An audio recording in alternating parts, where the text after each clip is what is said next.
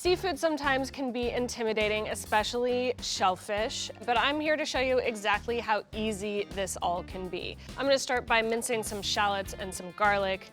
I've also got some serranos here and some parsley, which we'll add later. So now we're gonna move over to the pot. I've got some black mussels here.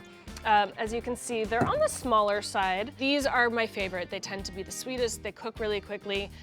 And what you're looking for, they have this little beard on the side of them. See, it's like almost like this little hair that comes out.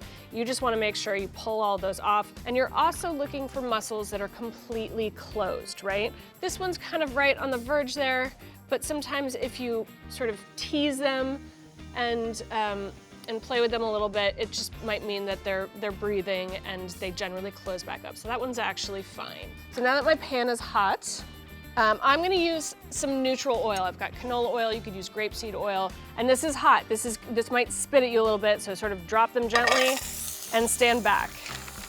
And that's what you're looking for, right? You're looking for them to immediately start to open. And again, the faster you cook these, the better. Then they remain sort of luscious and plump. And just sort of cover the bottom of the pot there. I'm gonna add my shallots, my garlic, and my serranos. I'm gonna give that a little stir. And at this point, the pan has cooled down a little.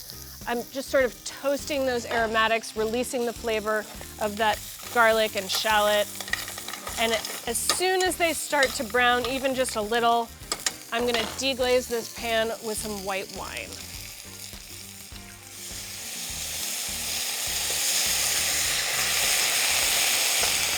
All right, so once that's reduced by about half, which happens really quickly in that hot pan, you can see these mussels are even sort of just gently starting to open.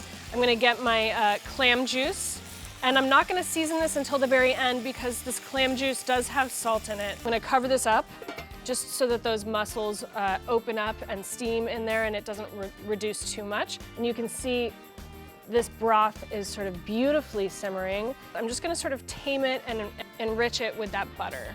I'm gonna add a touch of salt. And then, of course, some fresh lemon juice. That beautiful chopped parsley. I'm gonna add some scallions here too, just for a little added herbaceous freshness. Absolutely beautiful. And you definitely don't want to reduce all of that broth, one, because it'll be too salty, but two, because this broth is where it's at. So good. So I'm just gonna sort of pile these up. Make sure that you know, if you have stirred it too much, sometimes you'll find a shell that doesn't have any meat in it.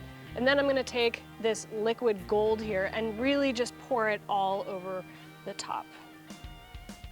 So hopefully that was simple enough to follow along and delicious enough to crave and want to do in your own home kitchen.